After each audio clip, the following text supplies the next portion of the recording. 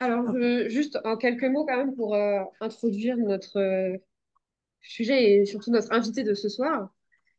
Moi, je vous ai découverte en fait lors d'une chapelle de l'antenne inclusive il y a 2 ans, Oui, dans des circonstances finalement assez symétriques de ce qu'il y a maintenant, puisqu'à oui, l'époque, absolument. c'était comprendre la décision de la Commission pour la doctrine de la foi, il me Oui, semble, qui oui. avait donc décidé dans un document officiel de dire qu'on ne pouvait pas bénir les couples queer parce qu'on ne pouvait pas bénir le péché. Et là, on se retrouve 2 ans après. Ouais. Et alors, le dicaster, pour la doctrine de la foi, vient de publier un document officiel en disant, en fait, si, on peut bénir les couples queer. Et bon, sans dire que c'est bien de le faire, etc. Donc, ça laisse encore la possibilité à chaque prêtre de décider si oui ou non il veut le faire.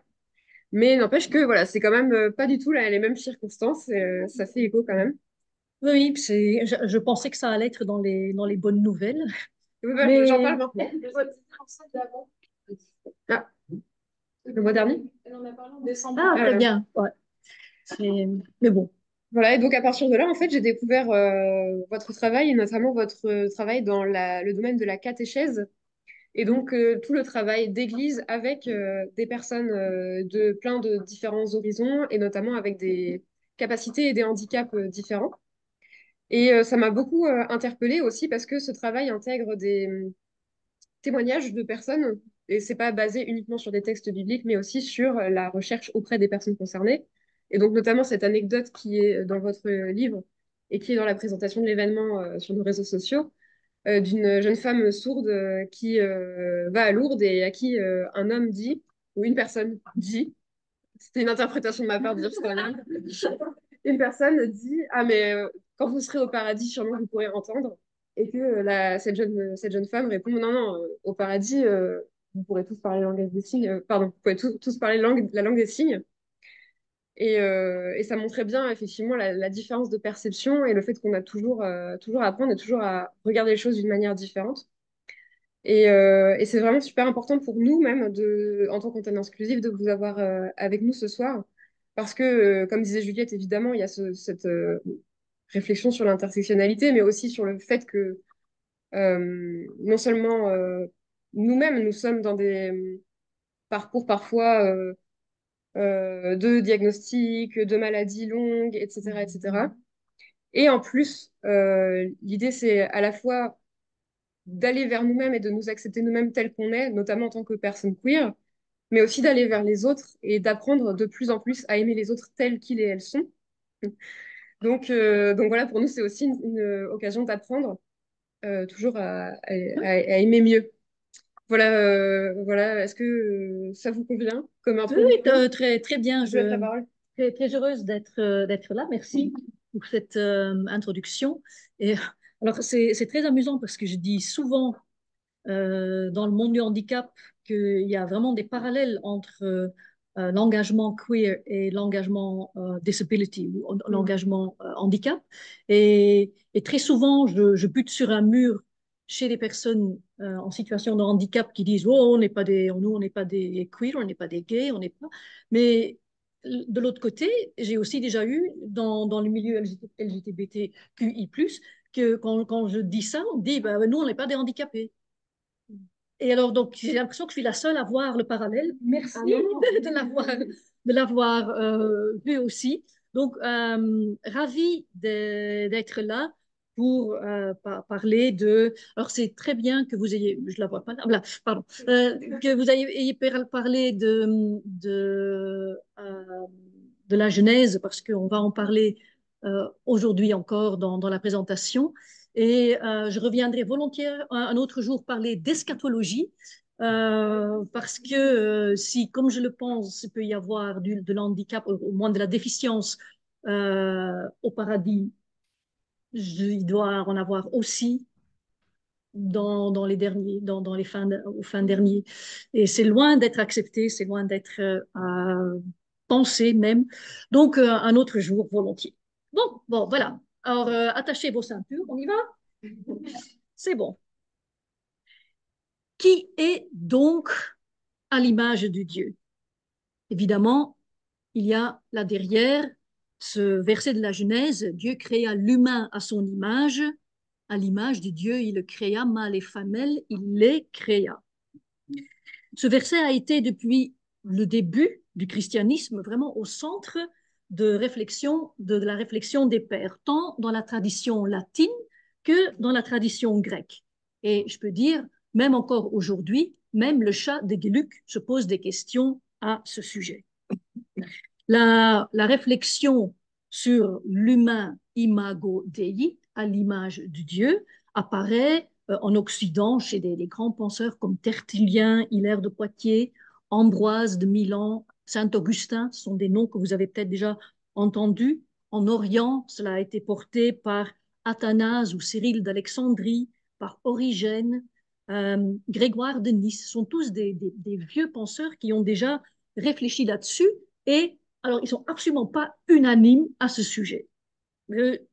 Ça n'a jamais fait l'unanimité. Il y a un récit que je trouve très touchant, qui est beaucoup moins connu. Euh, Ça date de 399 et ça s'appelle La vie d'Apa Afu de Pemche. Et dans ce récit, on nous raconte que Théophile, le patriarche Théophile d'Alexandrie, a une discussion avec un moine anachorète qui s'appelle Apa Afu. Et Théophile aurait dit dans une homélie à Pâques, mais comment pourrais-tu dire d'un lépreux, d'un boiteux ou d'un aveugle qu'il est à l'image de Dieu? Je crains de dire que l'humain sujet à la maladie et à la fatigue, qui serait à l'image de Dieu impassible et simple. Et Afu est absolument pas d'accord. Donc il monte à Alexandrie, il va voir le patriarche et il lui dit, franchement, il suffit de croire à l'autorité de Dieu qui a dit qu'il a fait l'humain à son image pour accepter que malgré les imperfections et ses faiblesses, l'humain soit effectivement à l'image de Dieu. Ça a l'air simple comme ça, mais ça n'est pas si simple que ça. La question du titre de cette conférence rejoint une autre question qui me hante, je peux dire ça depuis maintenant 15 ans, c'est est-ce qu'il y a une limite au-delà de laquelle notre vulnérabilité, nous sommes tous des êtres vulnérables, mais est-ce qu'il y a une limite au-delà de laquelle la vulnérabilité ne serait plus dans le projet de Dieu pour l'humain? Très concrètement, est-ce que la déficience, Behinderung en allemand, est-ce que c'est une forme de vulnérabilité qui serait contraire au dessein de Dieu pour les humains?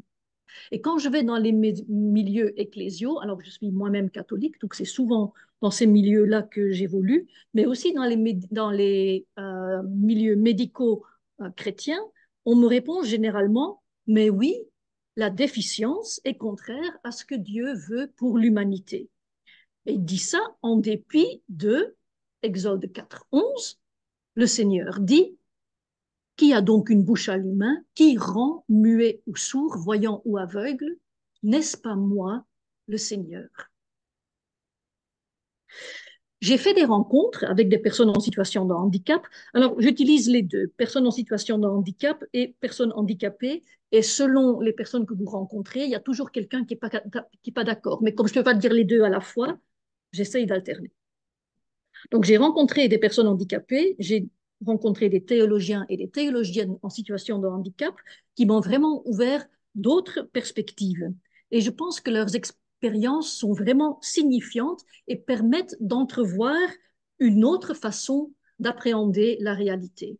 Alors, ce que je voudrais faire avec vous aujourd'hui, c'est de voir en 25 minutes handicap, vulnérabilité et théologie, comment ça tient ensemble, vulnérabilité et création, est-ce que c'est cohérent? Et est-ce qu'il y a dans la vulnérabilité pas un chemin de capacitation? Le mot en anglais, souvent empowerment, mais c'est tellement chargé que, bon, voilà, j'ai dit capacitation pour ne pas dire empowerment. Voilà. Alors, on y va. Depuis une bonne vingtaine d'années, il y a des théologiens, des théologiennes qui ont commencé à mettre en résonance une réflexion sur la vulnérabilité avec une réflexion sur le handicap. Et je pense que vraiment la perception des deux notions suit une trajectoire parallèle. La déficience a été, jusqu'à très récemment, comprise uniquement en termes de manque et de pathologie. Ça doit vous résonner chez vous. Mais depuis les années 80, là, sous l'impulsion de l'activisme des personnes concernées, on a commencé à y voir aussi une forme de richesse, même une source de fierté. J'y reviendrai. Parallèlement, la vulnérabilité, longtemps considérée comme une épée de Damoclès qu'on avait tous au-dessus de notre tête, est de plus en plus reconnue comme un marqueur essentiel de notre humanité. Pour moi, la vulnérabilité a aussi le pouvoir de nous mettre en mouvement. Elle nous permet de recevoir, mais aussi, par là, évidemment, de donner. La vulnérabilité permet d'aimer. Lévinas le disait déjà en 80, je sais pas, 6. Seul un moi vulnérable peut aimer. J'appelle cette dimension positive de la vulnérabilité, celle qui met la personne en capacité d'aimer, la vulnérabilité capacitante. Alors c'est facile pour moi de dire là, tout va bien, lundi soir, on vient de manger de la galette, tout va bien, mais la vulnérabilité qui permet d'aimer, franchement, ça pose problème à personne. Moi, je ne veux pas m'arrêter là. Je ne veux pas juste m'arrêter à cette vulnérabilité facile qui permet d'aller, permet d'aimer. Il faut aller plus loin. Et c'est là que les théoriciennes, les théologiennes et les théologiens du handicap entrent en jeu. Ces théologiens partent de l'expérience des personnes handicapées pour examiner de manière critique les croyances, les pratiques, les interprétations théologiques qui ont été faites à travers les 20 siècles du christianisme. Et ils explorent les implications théologiques du handicap et cherchent à remettre en question les attitudes et les croyances négatives à son égard. Et ils disent, ce qu'on découvre là dans le handicap, c'est important, pas seulement pour les personnes handicapées, ça concerne l'entièreté de nos églises. Donc, je voudrais réfléchir à la vulnérabilité à partir de l'expérience de personnes en situation de handicap. Là, en dessous, vous avez, là, vous avez Cashel Gardner, qui est devenu un ami, qui est paralysé entièrement. Il est nourri par, il est gastrotomisé et il a ALS. Donc, et il dit, et je trouve ça très important, il sait que j'utilise son image. Il dit, je souhaite à personne de naître comme moi, parce que c'est pas facile, mais je suis tellement content d'être né et je veux absolument pas mourir. Et il compte, alors on lui avait dit qu'il vivrait 12 ans, donc depuis il fait plus, plus, plus. Là il en a 28, donc chaque matin il met plus un. Youpi, je suis toujours là. Donc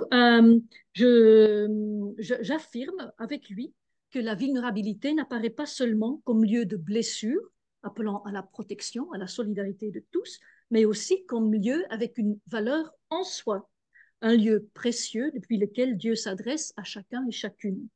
Je ne cherche pas à enjoliver la vie de ces personnes-là. C'est compliqué quand on vit dans ces situations-là.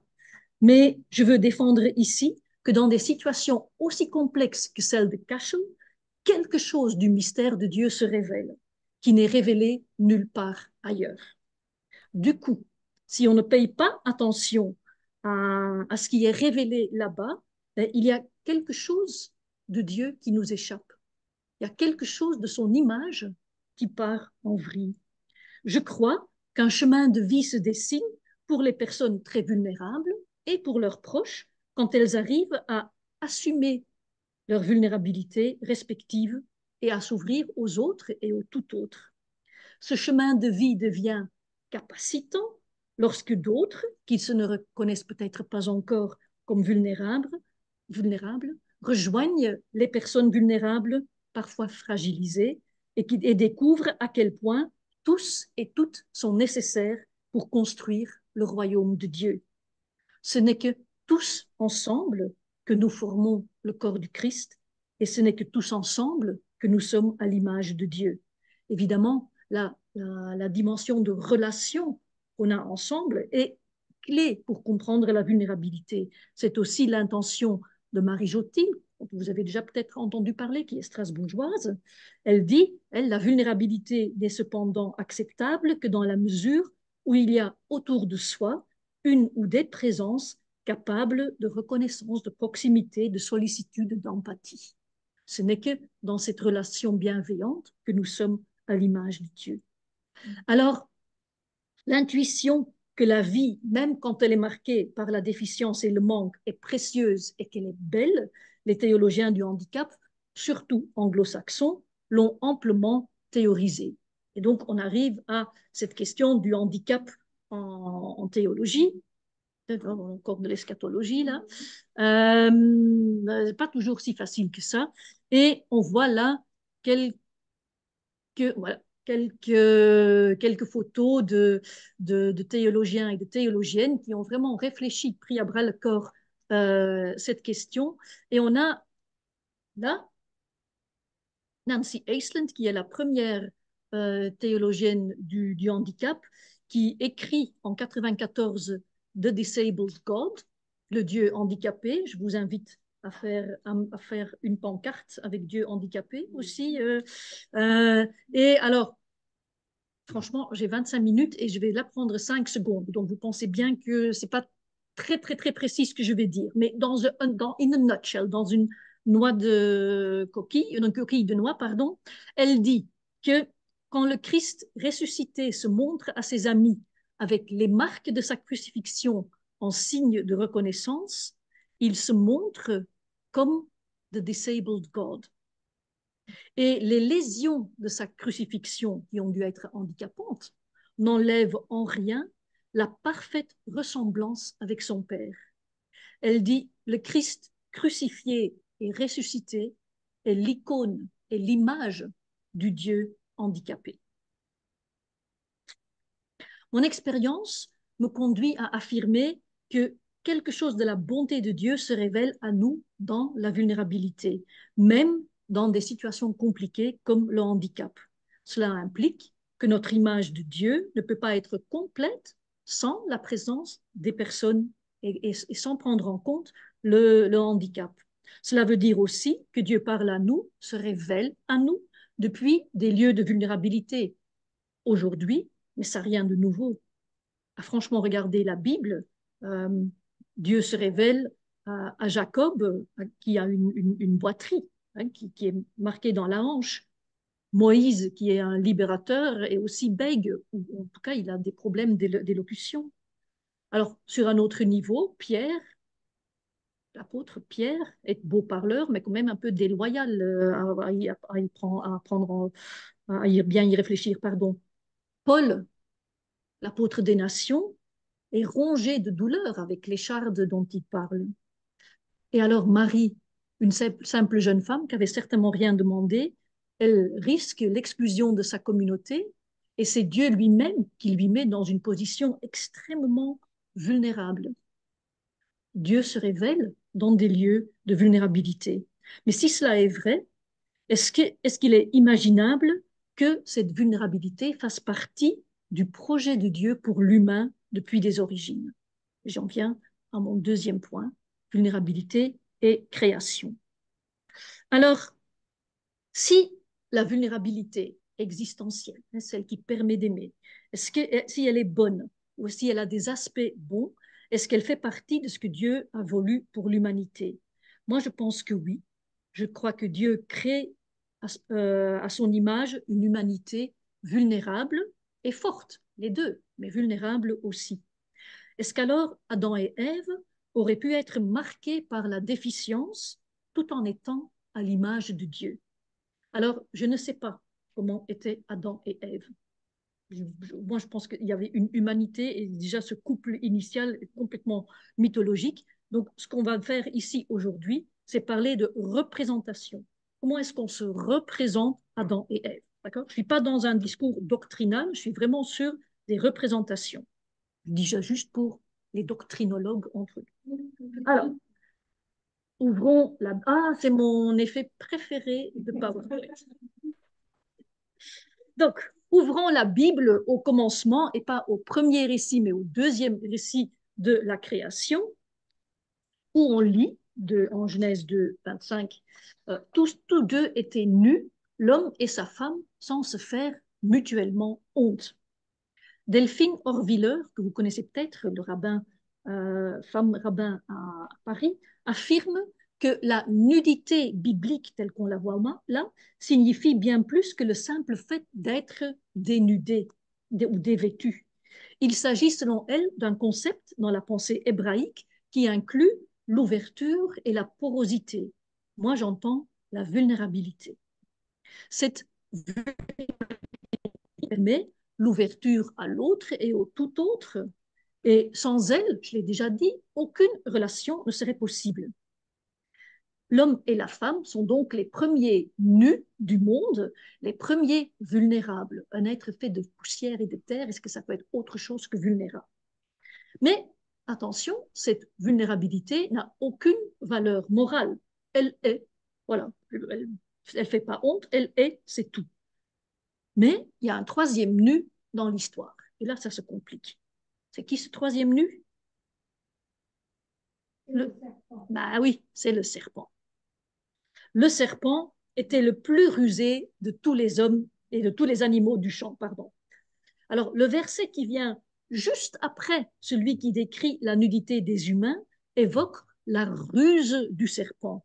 Alors, c'est très marrant en hébreu, ça l'est beaucoup moins en français, mais ruse et nu, en hébreu, ça se dit tous les deux arum. Alors, étymologiquement, on n'est pas sûr que ce soit la même racine, mais au moins au niveau de l'homophonie, ça sonne la même chose. Arum, c'est aussi bien nu que rusé. Voilà, merci. Euh, donc, il y a la Bible, les rédacteurs bibliques rapprochent cette nudité avec la ruse. Et on voit là tout de suite quelque chose d'ambivalent et même d'ambigu. Cette polysémie, elle est absolument clé quand on veut comprendre toute vulnérabilité. Elle est source de bien, on l'a vu avant, mais en même temps, elle expose à la menace. Alors, pourquoi le Créateur a-t-il voulu que la même nudité, la même vulnérabilité qui nous permet d'aimer nous expose à la menace? Je n'en sais fichtre rien, mais j'ai comme l'intime conviction que ça n'est pas pour rien. Si nous comprenons donc la nudité, la vulnérabilité qui est donnée depuis les origines aux humains euh, et qu'elle est bonne, même si on ne comprend pas tout, cela ne répond pas forcément à la question de savoir si, au-delà d'une certaine limite quand même, Dieu ne voulait plus de cette vulnérabilité. Dans une perspective du handicap, je pose la question, est-ce qu'Adam et Ève auraient pu avoir des déficiences? Quelque chose qu'on appelle aujourd'hui déficience. Alors, il est quand même bon ici d'écouter les activistes de la cause du handicap ainsi que les développements des disability studies. Au cours des dernières décennies, depuis les années 50-60, mais ça s'accélère quand même depuis les années 80, des personnes en situation de handicap se sont mobilisées pour contester l'idée que le handicap est une déficience ou une déviance.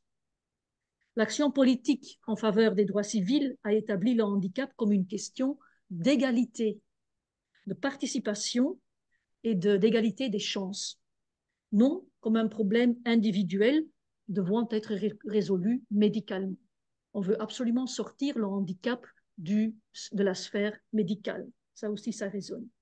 La déficience fait partie de ce que cela signifie d'être humain et il n'y a pas de honte à avoir une déficience. Il y a même, après le Gay Pride de 15 juin, tout le mois de juillet, c'est Disability Pride Month. Ça commence à se voir en France, en Allemagne déjà un peu plus. Et là, j'ai vu que l'année dernière, ils étaient aussi à Zurich. Parce que je travaille en Suisse, donc ça commence en Suisse aussi. Mais donc, si la déficience fait partie de la normalité humaine, fait-elle pour autant partie de ce que Dieu aurait voulu pour l'humanité? En d'autres mots, est-ce que Adam et Ève auraient pu être déficientes? Je l'ai déjà dit, beaucoup de gens avec qui j'ai parlé disent que non. Les personnes âgées, encore moins que les personnes jeunes, qui sont beaucoup plus ouvertes. Mais si, je leur demande, hein, okay, si la déficience n'était pas là aux origines, quand est-ce qu'elle apparaît? Et vous connaissez certainement la réponse qui va être donnée, qui est donnée par mes interlocuteurs, mais est donnée par par des théologiens de renom, comme John Berkman, qui dit, bah, évidemment, c'est après la chute. Les déficiences physiques ne font pas partie de l'intention divine, elles deviennent partie intégrante de la condition humaine suite au péché originel. Et David Duell dit pas grand-chose autre. Il dit il faut se rappeler que les gens ont des handicaps à cause de la malédiction sur toute la création. Alors, j'ai discuté avec les deux là-dessus. David a évolué un peu. Par contre, c'est pas des gens mauvais, hein. David Duell, c'est un activiste pro-handicap à Lausanne et John Berkman a une fille ou un fils, maintenant j'ai un doute, une fille, il me semble, a une fille trisomique. Donc, bon, bref. Et John, la dernière fois, on en a parlé en 2022, il continue à affirmer que j'ai complètement tort. Je vous laisse juge après, croire. Euh, mais donc, les théologiens du handicap, dont les théologiens théologiennes dont je fais partie, refusent cette vision de la déficience comme étant contraire à la volonté divine.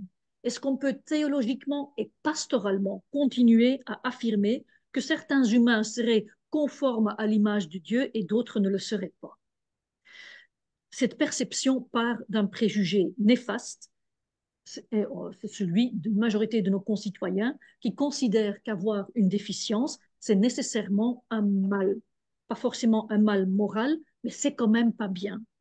Mais Amos Young, Devon Stahl et John Swinton disent explicitement le contraire.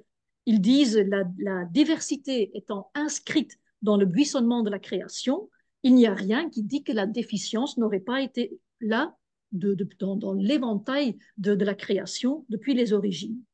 Mais quand même, pour beaucoup de chrétiens, cette image, elle est contraire à leurs intuitions. Et c'est normal, parce que depuis des siècles, on les gave avec des images de ce type, où on voit des jardins luxuriants, de la belle faune, là c'est des livres de catéchèse, avec le lion, et comment s'appelle le petit poisson le poisson clown, il y a un film dessus, non? Nemo, je cherchais. Nemo, les montagnes, là, je veux dire, c'est toujours tout beau, tout joli, tout gentil, et jamais de la vie, celui-ci, il a droit de citer. S'appelle un blobfish. Pourtant, quand Dieu l'a crié, quand Dieu l'a créé, il a dû le trouver bon. On l'a entendu encore. Le 6e jour, Dieu dit que tout ce qu'il avait créé était bon. Alors vous allez me dire, OK, il n'est peut-être pas très beau selon les normes occidentales des canons de beauté, mais il n'est pas pour autant déficient. Donc il faut aller plus loin. Est-ce que ces deux personnes-ci, qui s'appellent Paul et Andrea Aneyar, est-ce qu'ils pourraient représenter Adam et Ève? Alors, moi, je dis ça, mais qui suis-je, n'est-ce pas? Donc, j'étais au service de la catéchèse, section catéchèse spécialisée donc pour enfants et adultes en situation de handicap à Paris, à la Conférence des évêques de France, et je leur dis, est-ce que je peux utiliser cette image-là pour Adam et Ève? On me répond, les personnes en situation de handicap n'ont pas envie de se voir dans les récits de la création. Ah. Alors je dis, comment savez-vous ça? Du grand silence. Alors, il y a un grand adage dans les disability studies, c'est nothing about us without us, rien sans nous, de nous sans nous. Donc, moi, j'étais voir des personnes en situation de handicap et je leur ai posé la question. D'ailleurs, il devrait toujours y avoir, c'est rarement le cas, mais il devrait y avoir une personne avec une déficience à côté de moi pour dire tu fais erreur ou ce qu'elle pense elle. J'ai été les voir pour leur demander. J'en ai parlé avec Georges, ça c'est à Célestin, et je dis à Georges, est-ce que Paul et Andrea peuvent être Adam et Ève? Et lui me dit, tu sais, Talita, elle ne ressemble pas à la Ève de mon livre de catéchisme. Et j'étais à Rome pour un colloque et je faisais une présentation d'un poster déjà sur ce sujet-là.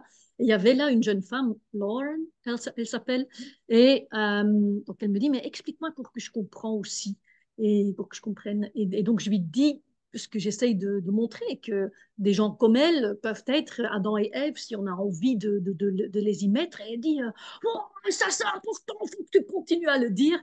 Toujours que Lauren, c'était mon premier fan. Et mon seul fan, je pense, mais c'est pas grave.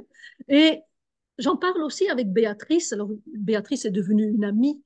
Mais donc, au début, quand on se connaît, je lui pose cette question, mais d'après toi, est-ce que Paul et Andrea peuvent être Adam et Ève? Et elle regarde cette photo donc de ces deux personnes et elle dit, mais Talita, ils ont l'air de s'aimer, non?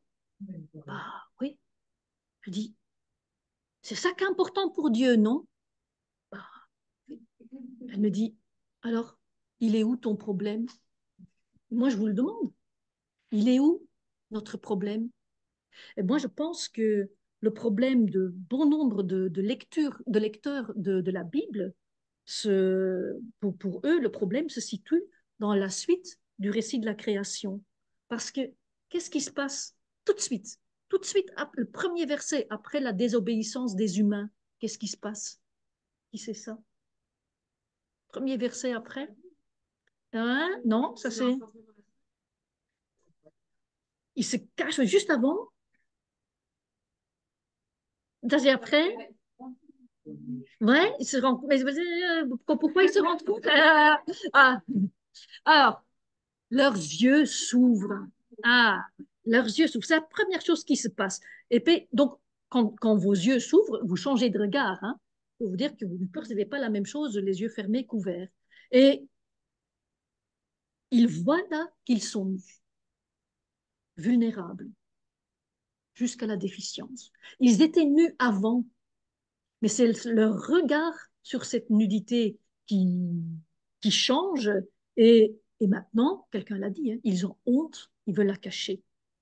La vulnérabilité devient honteuse.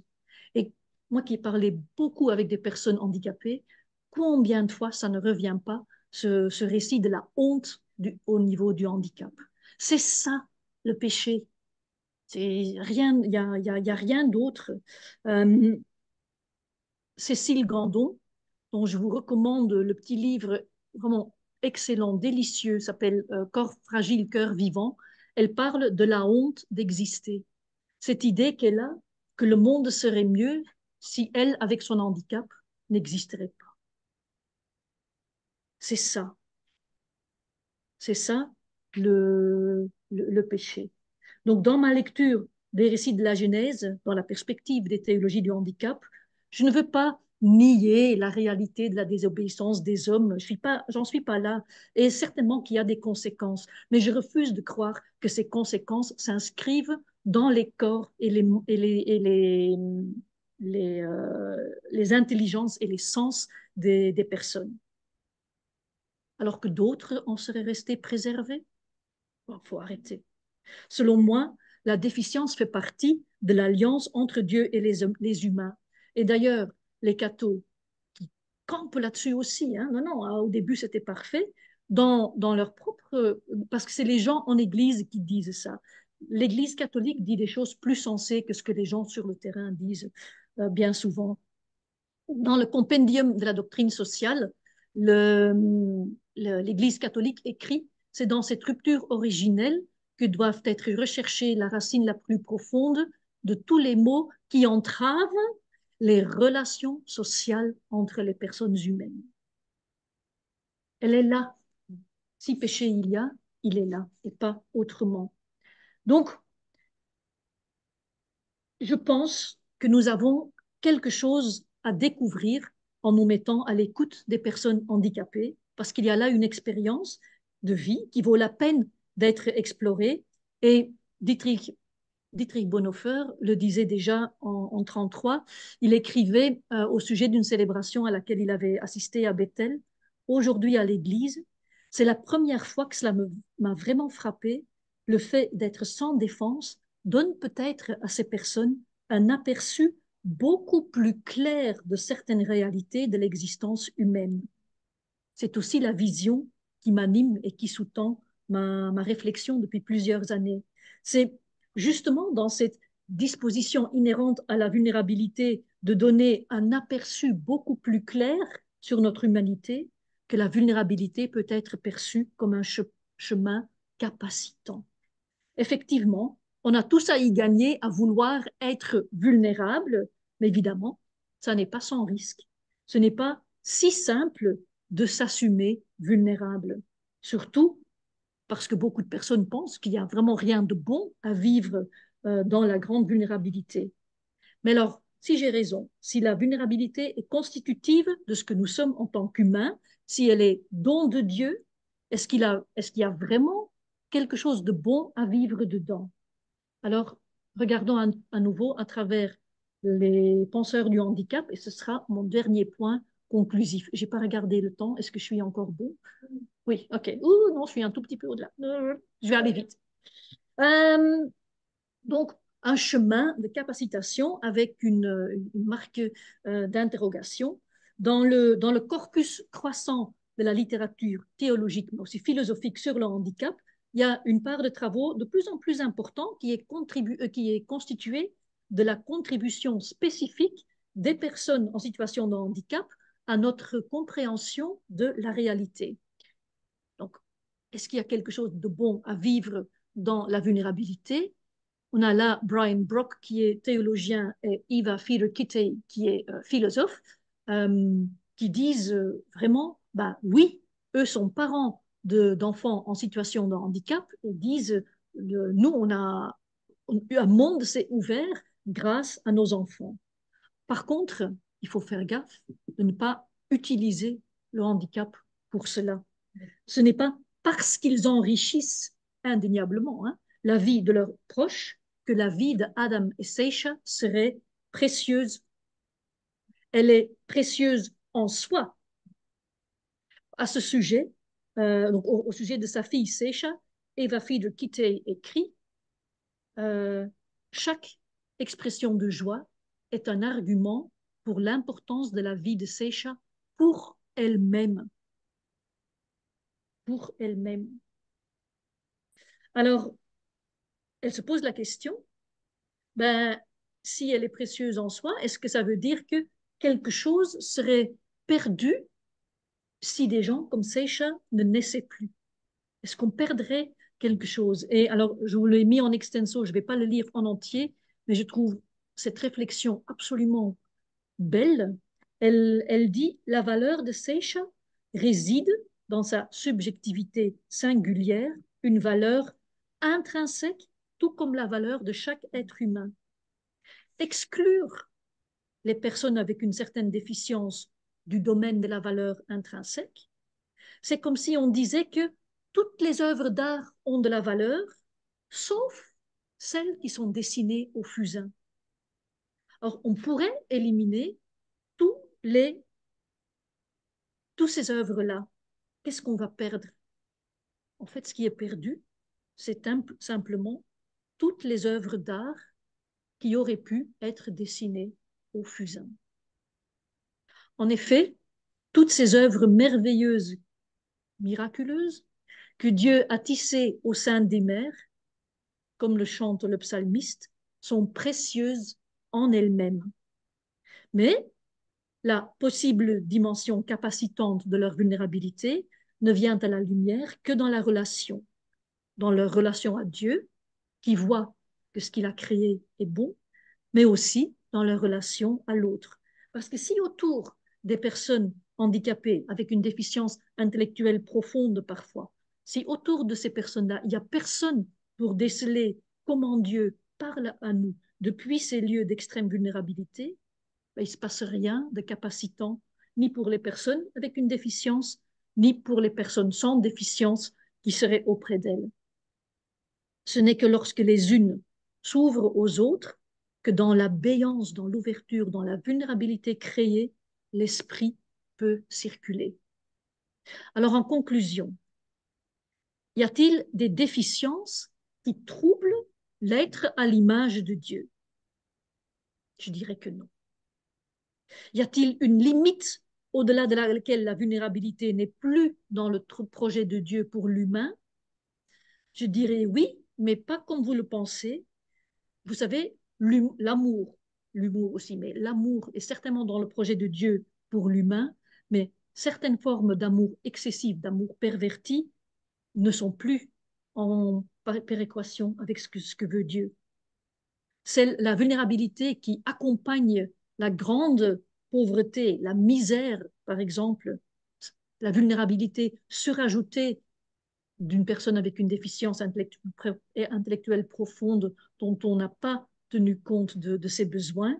Cette vulnérabilité-là, celle-là, elle est contraire à ce que Dieu veut.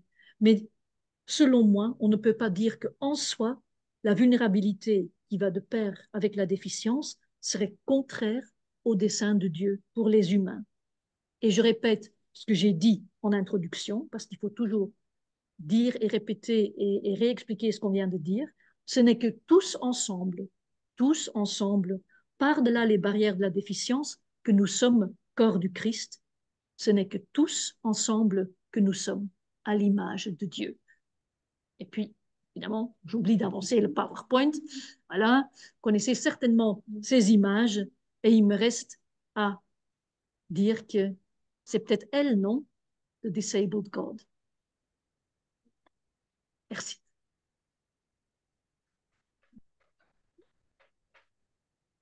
Alors, pour information, chers amis sur Zoom, euh, notre pasteur qui s'occupe habituellement du son est en réunion. Donc, en fait, vous ne pourrez pas être diffusé sur l'ampli, mais on va vous entendre sur l'ordinateur et je répéterai pour que tout le monde vous entende bien.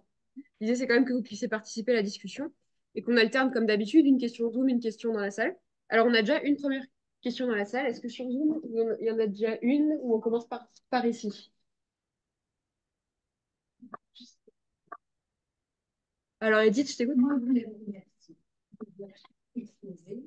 Et en réfléchissant, je me suis dit, est-ce qu'on a tous des handicaps et les pires handicaps ne sont-ils pas ceux qu'on ne voit pas? Merci. Pardon? Ah oui. Alors, la question d'Edith était de savoir si d'une certaine manière, tout le monde n'a pas des handicaps et que les pires sont peut-être ceux qui ne se voient pas.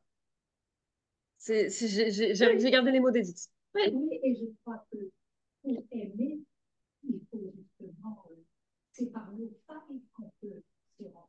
Absolument, oui. Alors, c'est très amusant. À chaque fois, je me dis, ça ne va pas venir, mais si. Je pense à chaque fois, mais vraiment, je ne me rappelle pas quand quelqu'un ne l'a pas dit, quand je dis dans une salle ou dans une conversation que je travaille avec des personnes en situation de handicap, que je travaille des théologies du handicap, on me dit ça. Est-ce qu'on n'est pas tous un peu handicapés? Alors, est-ce qu'on est tous un peu queer? Moi, j'ai ma réponse. Est-ce qu'on n'est pas tous un peu handicapés? Je sais. Est-ce que on est Oui, oui. donc on est tous un peu queer, on est tous un peu noirs, on est tous un peu pauvres, on est tous. Je pense alors on est tous vulnérables. Alors là, absolument d'accord avec vous. Après, il faut quand même faire attention. Quand on est en situation de handicap, c'est une catégorie juridique, médicale, qui ouvre à des compensations. Moi, je ne tombe pas dans les catégories légales de handicap. Je n'ai droit à aucune compensation à ce titre-là parce que je ne suis pas handicapée. Je suis vulnérable et je partage cette vulnérabilité avec toute autre personne. J'ai des failles comme toute autre personne, mais je ne peux pas réclamer le qualificatif handicapé. Je, je, je, j'ai toujours, on va, c'est comme quand dans l'évangile, on nous dit que, pas dans l'évangile, mais il y a cette idée d'option préférentielle pour les pauvres. Tout d'un coup, on a tous voulu être pauvres. Mais j'ai des collègues qui travaillent avec des gens d'ATD Carmonde, donc qui vivent dans des conditions d'extrême pauvreté. Et je peux vous dire, je ne suis pas pauvre comme ces personnes-là le sont. Alors, c'est pas parce qu'il y a une option préférentielle des pauvres de la part de l'Église et peut-être de la part de Dieu qu'on doit s'accaparer ça. Assumons, moi, je n'ai pas de handicap reconnu, je n'ai pas de handicap reconnu. Je veux dire, j'ai l'impression qu'on essaye de mettre la main sur quelque chose parce qu'on va dire du bien de ces personnes-là, D'ailleurs, il y a des personnes exécrables qui ont des déficiences, je peux vous dire. Pas, je trouve qu'il faut être extrêmement prudent avec ça. Mais qu'on a tous des failles, oui. Et c'est là-dessus, c'est sur cette terre commune qu'on peut se rejoindre. Oui, oui, oui. Qu'on est tous vulnérables. Oui, bien sûr, bien sûr. Merci. Ah, excellent. Des questions dans le chat. Alors, elles n'apparaissent pas à l'écran. Ah, attends, c'est parce que je l'ai mis. Alors, il y a aussi des handicaps qui ne sont pas légalement reconnus, ou pas encore. Oui, Effectivement. oui. Yann qui avait une question en hauteur. Ah, j'ai une question un peu brouillonne. Ouais. Attends, attends, c'est. Pour monter encore pour avoir une question. Oui, attends, attends. Ils ne sont pas encore reconnus. Non, c'est possible de recevoir. Oui. Voilà. Est-ce qu'il y aurait une différence entre les déficiences de naissance et celles acquises au cours de la vie? Alors, dans le vécu des personnes, c'est très différent. Alors, la plupart des personnes, des amis que j'ai qui ont des handicaps de naissance, sont très peu dans l'idée de je voudrais retrouver, alors retrouver déjà, ils n'ont jamais été, hein, donc je voudrais trouver, je voudrais pouvoir marcher. J'ai un ami qui a été champion de France d'haltérophilie, mais donc qui est paraplégique, hémiplégique, pardon, oh là là, je vais m'y faire. Sa mère il dit, mais encore la semaine dernière, elle m'a demandé si je voulais marcher. Mais il dit, je ne sais même pas ce que c'est marcher. Je n'ai jamais marché de la vie. Non, si tu veux, je veux un job, je veux une copine, mais marcher, non, si je ne me lève pas tous les matins en me disant, oh, je voudrais marcher. Donc, euh, cette, ce désir de retrouver une certaine mobilité qu'on avait avant, ça existe par contre, oui, chez les personnes qui ont des handicaps acquis, donc après des accidents ou des maladies ou autres.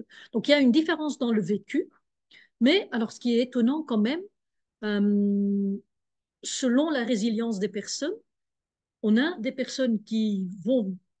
C'est un traumatisme terrible quand vous perdez vos jambes, par exemple. Je prends ça comme exemple parce que c'est très parlant. Et alors, je ne sais pas si vous avez vu le film Human de Yann Arthus Bertrand. Dans la version longue, il filme des gens derrière un fond noir. Moi, je trouve ça magnifique, de partout dans le monde, et il leur pose des questions. Et il parle entre autres euh, à Bruno, il s'appelle, qui est un surfeur australien qui a perdu ses jambes dans une attaque de requin. C'est digne d'un film, hein. Et Yann Arthus Bertrand demande à Bruno, si tu rencontrais Dieu, qu'est-ce que tu dirais? Et Bruno dit, eh ben, là, les 10 dernières années de ma vie, j'ai vécu tellement de choses. Si Dieu, donc depuis que j'ai perdu mes jambes, hein, si Dieu venait me voir aujourd'hui et il me dirait, il me disait, Bruno, je te rends tes jambes, mais je te prends les 10 dernières années de ta vie. Bruno dit, je dirais à Dieu, you can keep my legs. Tu peux garder mes jambes. Donc, selon le vécu des personnes, on a des gens qui s'adaptent, qui ont une résilience et qui ne recherchent pas la complétude qu'ils auraient pu avoir avant. Mais on ne peut pas généraliser. Il y a aussi des personnes qui restent, et on ne peut pas les en vouloir, la recherche du corps complet après un accident.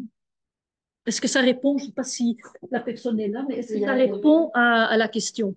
C'est moi qui ai posé la question. Vous Je suis m'entendez? désolée, Yael, on t'entend pas. Je suis désolée, vraiment. Je vais écrire. Ouais. Est-ce que quelqu'un prépare une question ici Il y avait une question en en tout, attendant? hein. Ah oui,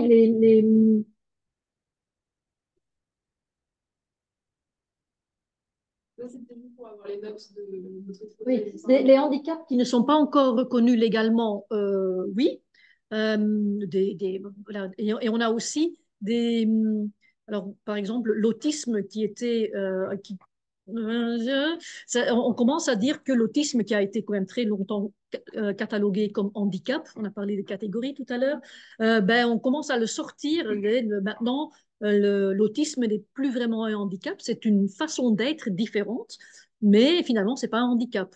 Dans la communauté sourde, si vous avez vu la famille Bélier, être sourd, c'est pas un handicap, c'est une culture. C'est quelque chose qui vit très, très fort. Et alors, j'y croyais pas jusqu'à ce que une personne sourde, une femme sourde me le dise. On raconte que les sourds veulent des enfants sourds. Ben, j'y croyais pas, mais si.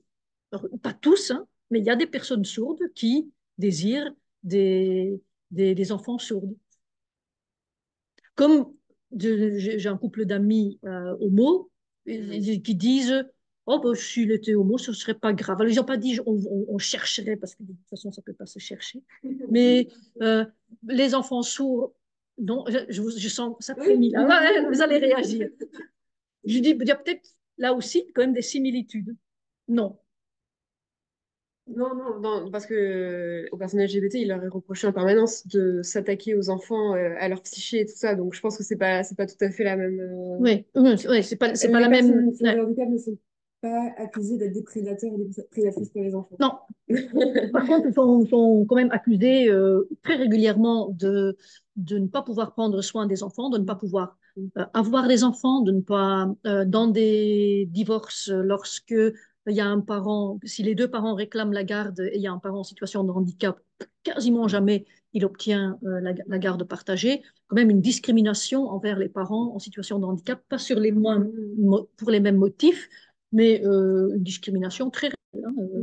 Hein, je- Une question peut-être dans la salle. Il y avait Oui, encore une question. on en a une ici. Ouais, Peut-être qu'après, on prendra Zoom, mais ouais, d'abord, ok. Ouais, oui, on t'écoute.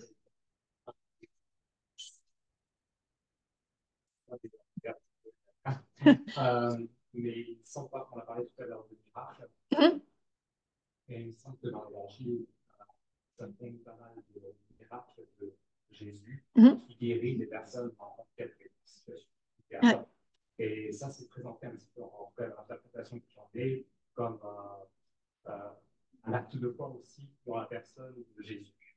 Je veux savoir quel enseignement tirer de cela. alors, ah oui, Oui, oui, alors je fais le haut-parleur. C'est une question de David qui parle en fait de tous les moments dans les évangiles où on raconte que Jésus guérit des personnes qui ont des maladies chroniques ou des handicaps et que l'interprétation qui en est donnée régulièrement, c'est que ces personnes qui veulent changer, en fait, enfin, montrent comme ça leur foi en Jésus, si j'ai bien compris. Enfin, voilà. Voilà. ouais. Et du coup, quelle leçon on pourrait en tirer du point de vue des théologies du handicap, enfin, quels enseignements tirer de ces passages-là? Ouais.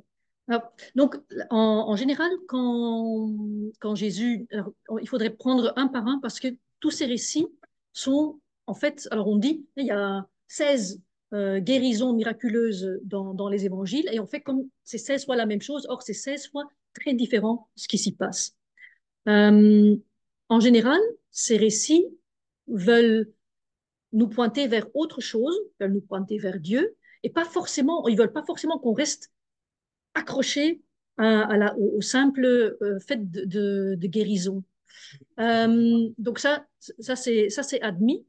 Et alors, il y a quand même, quand je vous dis, dans l'Église, j'ai souvent vent de face quand je dis que non, mais le handicap, ça fait partie de ce que Dieu veut pour l'humanité. Le handicap, c'est la vulnérabilité jusqu'à la déficience. C'est parce que c'est pas tout à fait la même chose, si on veut être précis. Euh, et on me dit, non, mais Jésus, il a quand même, le paralysé, il l'a remis debout. Et donc, du coup, c'est comme si c'était paradigmatique pour tous les paralysés et c'était ça que Jésus voulait. Je pense que Jésus, étant Dieu, il avait la possibilité de les mettre tous debout si ça avait été important. Or, il en met 16 debout. Et encore, parmi les 16, il y en a plusieurs où c'est les mêmes racontés autrement. Donc, parmi les milliers de personnes avec des handicaps qu'il rencontre, il y en a 10 où il fait quelque chose. C'est peut-être que c'est pas si l'important pour Jésus, c'est pas ça. Même si à ce moment-là, C'est quand même ce qui se passe. Mais parfois, on est quand même aussi, je pense, victime de nos traductions. Et je suis un peu vache parce que je prends l'exemple qui m'arrange, évidemment. Mais dans le récit de Bartimée, par exemple, euh, donc Bartimée, vous voyez l'aveugle qui est assis au bord du chemin, il entend Jésus qui passe, il crie, on veut le faire taire, il crie de plus fort. Jésus dit, appelle-le. Changement de regard de la foule, non, vas-y, il t'appelle. Et que veux-tu que je fasse pour toi? Déjà, il pose la question. Il n'est pas sûr du tout que. Et Bartimée répond, Rabouni anablepso. Anablepso, la plupart du temps, on traduit que je retrouve la vue. Donc, quasiment la totalité des traductions. Sauf qu'anablepo, ça veut dire lever les yeux. Et dans d'autres récits, dans Marc, et dans Matthieu aussi d'ailleurs, on a levé les yeux. Quand Jésus il bénit les pains et les poissons, il lève les yeux pour faire contact avec son Père. Les femmes au tombeau lèvent les yeux. Même verbe, hein, anablepo. Alors, j'étais à Lourdes et on parlait de ce récit avec des personnes aveugles et je leur dis, mais si Jésus vous dit, que veux-tu que je fasse pour toi? Qu'est-ce que vous répondez? Alors là, vous êtes un peu déjà préchauffé, donc vous n'allez pas donner la réponse que moi, je pensais qu'ils allaient donner, parce que je me dis, ils vont quand même tous dire, c'était des aveugles, ils vont tous dire, je veux retrouver la vue. Or, que nenni, il n'y en avait pas un qui a dit, je veux retrouver la vue. Ils ont dit, bah, je veux un job, je veux un appartement, je veux changer de voiture. Bon, pour les aveugles, peut-être pas. Mais alors on s'est dit, mais enfin, pourquoi est-ce que Bartimée, lui, il aurait redemandé la vue? Et donc, on a travaillé avec des exégètes, donc des spécialistes de la Bible, sur ce texte, et on est tous vraiment pas d'accord, mais on est quand même un certain nombre à dire peut-être que Bartimée, il demande de pouvoir lever les yeux. Donc, je suis retournée voir Nothing About Us Without Us, je suis retournée aller voir les personnes aveugles. J'ai dit, mais si Bartimée, maintenant, il disait que je puisse lever les yeux, ça change quoi? Ils disent, oh, mais attends, c'est complètement différent. Parce que celui qui lève les yeux, il est fier, il n'a plus honte, il change de regard, il dit, hein, nous, ne pas avoir honte, ça c'est important. Pouvoir redresser la tête, ça c'est important. Ça me semble clé. Et donc, moi je propose qu'on ne dise pas que Bartimée a retrouvé la vue, mais que Bartimée, il est remis sur le chemin. Il n'a pas besoin de retrouver la vue pour pouvoir suivre Jésus, qu'il avait déjà reconnu avant d'avoir été appelé, et qui suit Jésus tout en étant aveugle. Je pense que pour notre temps, je ne dis pas que c'est ultime la traduction maintenant qu'il faut adopter, je dis que parmi les options qu'offre ce texte, il y a peut-être aussi celle d'un Bartimée aveugle qui, qui peut suivre Jésus la tête haute.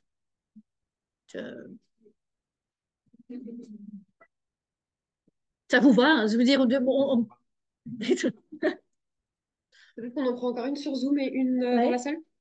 Alors, je ne sais pas si c'est ça la dernière qui est arrivée. Il y en a encore un, je pense. Attendez.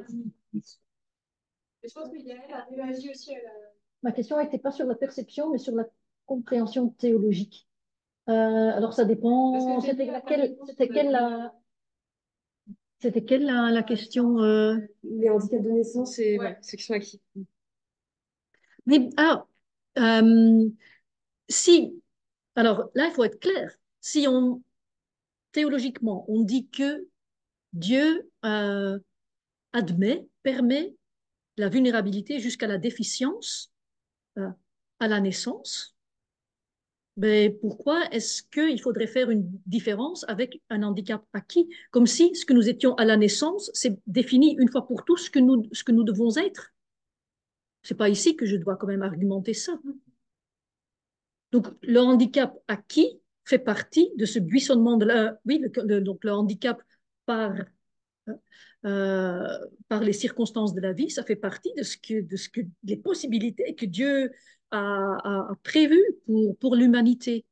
Alors là où ça change, c'est que le handicap la déficience en soi, il faut vraiment faire la coupure nette entre handicap et péché, mais il y a certains comportements pécheurs qui peuvent avoir comme conséquence un handicap.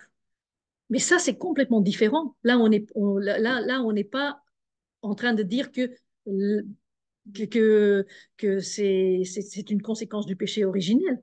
C'est un comportement pécheur. Si j'ai trop bu et je renverse quelqu'un et ce quelqu'un arrive en fauteuil roulant, c'est mon péché qui fait que cette personne est en situation de handicap après. Mais le handicap en soi, le fait que cette possibilité existe, celle-là, elle n'est pas conséquence du péché originel. Et pour la personne à qui ça arrive, ça ne devrait pas être tout d'un coup la fin de l'existence. Mais là, on a encore beaucoup, beaucoup, beaucoup de chemin à faire avant que, si quelque chose comme ça nous arrive, on puisse dire, ah ben, oh, c'est pas grave, je tourne la page de mon livre. Là, je pense que j'aurais du mal à faire accepter ça. Et je ne veux pas ça. Des fois, les médecins aussi, ils me disent, non, mais attends, avec ton discours, tu es en train de dire que la médecine, ça sert à rien. Ah non, non, non, je dis pas ça du tout. C'est la question qui arrive. Ah, l'eugénisme? Oui, sur le fait que mais il faut redire la question pour remonter un petit Ah, peu. attendez, Parce ouais. que là, on est sur l'exemple. Ouais. J'ai une question. Pensez-vous, quand même? Que pensez-vous des possibilités toujours plus grandes de guérir grâce à la science? Oui, mais par exemple, Oui. donc, si je comprends bien, donc, les neuroatypies ne sont pas guérissables par la science et donc du coup, Mais je pense c'est une question de catégorie là aussi. Il y a des choses, alors les, la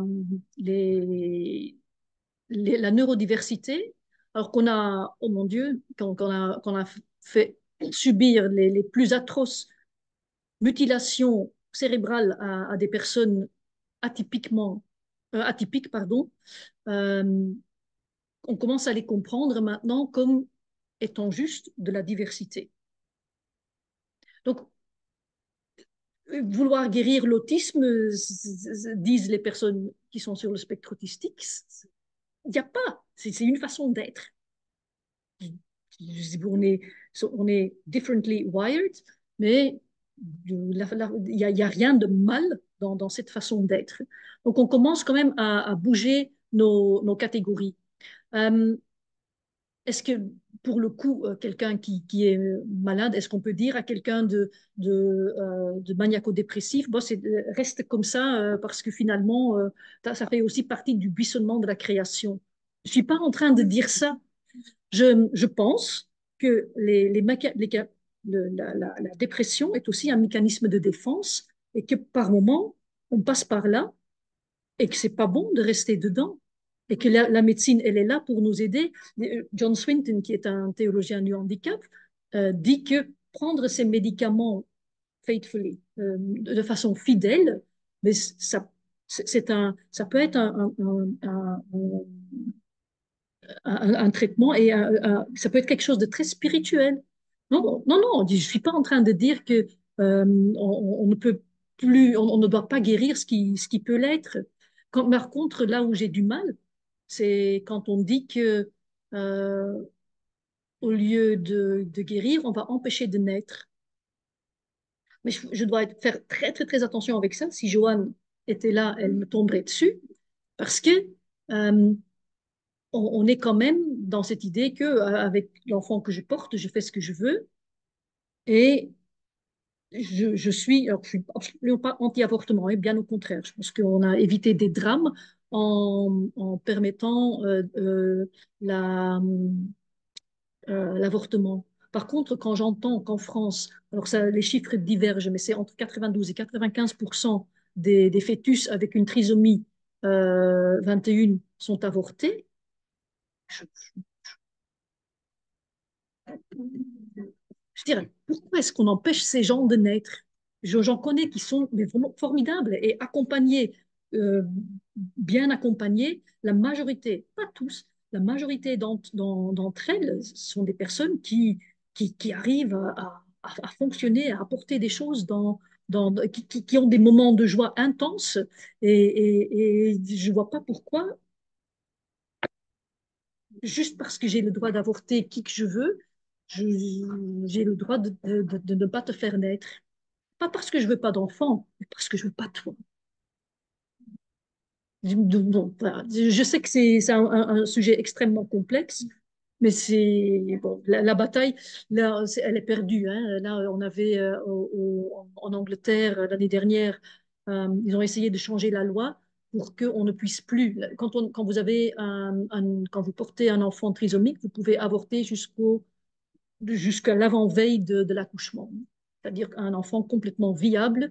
Et je demandais à ma gynécologue, mais ça arrive, ça? Quand même, dis-moi que ça n'arrive pas. Mais si, ça arrive. Et aux Pays-Bas, sous le protocole de Groningen, vous pouvez avorter, ils appellent ça avortement postnatal, et donc ça peut se faire jusqu'à 18 mois après la naissance. Bon, vous chercherez protocole de Groningen, c'est décrit, donc, ma défense des personnes en situation de handicap, elle est là aussi dans cette contradiction où, mais non, je ne suis pas contre l'avortement, mais je suis contre la discrimination contre les fœtus qui portent un handicap. Bon, voilà. C'est une autre question. Mais... Non, non, est-ce qu'on peut juste prendre une dernière question dans la salle? Parce que là, c'est l'heure vraiment. Où est-ce que... Donc, je vais plus quelques questions. En fait, ce que vous disiez sur le cas d'avortement, et voilà, qu'est-ce que vous voulez que je fasse pour vous? J'ai entendu, j'ai aussi appelé aussi d'un passage biblique qui Jésus demande à un paralysé, dès que tu es de vie. Donc, l'écrit se passe toujours selon la volonté de la personne. Oui. Alors, pas toujours. Oui. La femme bossue, il lui demande rien du tout. Mais oui, régulièrement, il pose la question. Mais pas dans tous les cas. Désolée, j'arrive pas, moi, à descendre. Ah, Désolée. Oui. Ma nuque est bloquée. Alors, guérir, le laser, comment ne pas tomber dans l'eugénisme. Oui, bah c'est ce que je disais. Vouloir tout guérir, on ne peut pas. Et alors, juste pour la petite, j'ai rencontré le mois dernier, je pense, à, à Paris, au Bernardin, une jeune femme. Elle s'appelle Charlotte de Villemorin. Vous avez qu'à chercher un jour. Elle a écrit un livre. Et donc, elle avait déjà pas l'utilisation de ses jambes, mais il y a 2 ans, elle se rend compte qu'elle a perdu aussi l'utilisation de ses bras. Son bras, c'est assez compliqué pour manger. Donc, elle dit, elle a eu vraiment du mal à admettre qu'on devait la nourrir. Et il y a, donc ça va faire maintenant une petite année de cela, on lui propose gratuitement de tester un bras électronique, donc une prothèse. Et donc, elle apprend à se servir de ce bras et bah, ça marche très bien. Hein. Elle arrive à manger seule. Et puis, elle dit, mais voilà, je mange seule derrière son bras électronique. Eh ben, elle a renvoyé le bras à l'usine. Elle dit, je préfère qu'on me donne à manger et partager le repas que de manger seule derrière mon bras. C'est la dernière question. Hein. Bon, écoutez, je ne sais pas, j'arrive pas à faire défiler. Ah oui, il y avait encore une. Pardon. Oui, J'avais pas vu. de toute façon qu'on décide que c'est fini parce que Oui. sinon on pourra discuter toute la soirée. Ah.